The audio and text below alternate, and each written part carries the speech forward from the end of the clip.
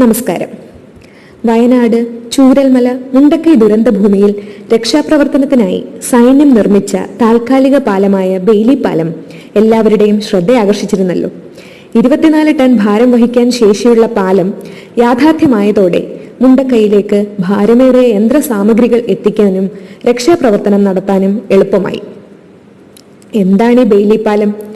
അറിയാത്തവർക്കായി മാത്രം കാര്യം പറയാം. വലിയ ചരിവുള്ള ദുർഘടമായ പ്രദേശങ്ങളിൽ അടിയന്തരമായി പണിയുന്ന പാലമാണ് ബെയിലി പാലം അഥവാ ബെയിലി ബ്രിഡ്ജ്. ദുരന്ത നിവാരണത്തിനും സൈനിക ആവശ്യങ്ങൾക്കുമാണ് ഇന്ന് ഇത്തരം പാലങ്ങൾ നിർമ്മിക്കുന്നത്. മുമ്പ് തന്നെ നിർമ്മിച്ചു വെച്ച ഭാഗങ്ങൾ പെട്ടെന്ന് തന്നെ ഇത് നിർമ്മിക്കേണ്ട സ്ഥലത്തെത്തിച്ച് കൂട്ടിച്ചേർത്താണിത് നിർമ്മിക്കുന്നത്. അതായത് അസംബ്ലിംഗ് ആണ്. ഇന്ത്യയിൽ ആദ്യമായി സിവിലിയൻ ആവശ്യങ്ങൾക്കായി ബെയിലി പാലം നിർമ്മിച്ചത് കേരളത്തിലെ പമ്പ നദിക്ക് കുറുകെ പത്തനംതിട്ട ജില്ലയിലെ റാന്നിയിലാണ്.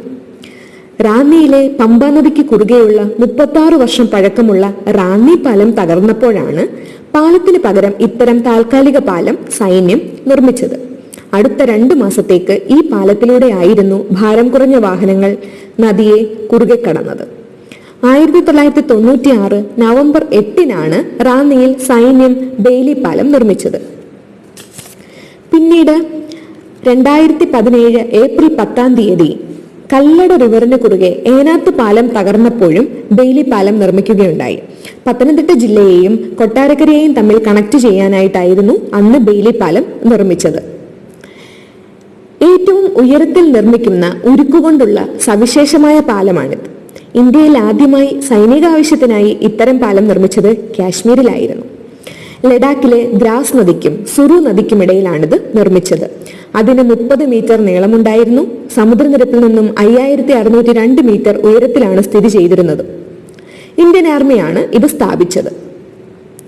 ബ്രിട്ടീഷുകാർ 2ാം ലോക മഹായുദ്ധ സമയത്ത് രൂപപ്പെടുത്തിയതാണ് ഇത്തരം പാലങ്ങൾ. ബ്രിട്ടീഷ്, കനേഡിയൻ, അമേരിക്കൻ കരസേനയാണിന്ന് ഇത്തരം പാലങ്ങൾ കൂടുതലായി ഉപയോഗിച്ചു വരുന്നത്.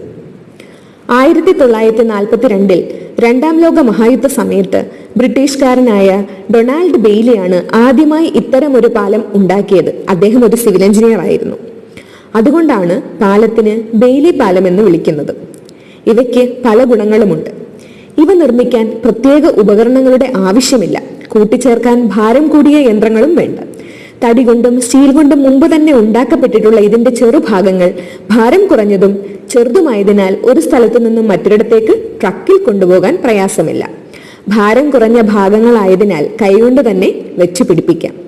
ക്രെയിനിന്റെ ആവശ്യം വരുന്നില്ല. പക്ഷെ ഇവ നല്ല ഉറപ്പുള്ളതുമാണ്.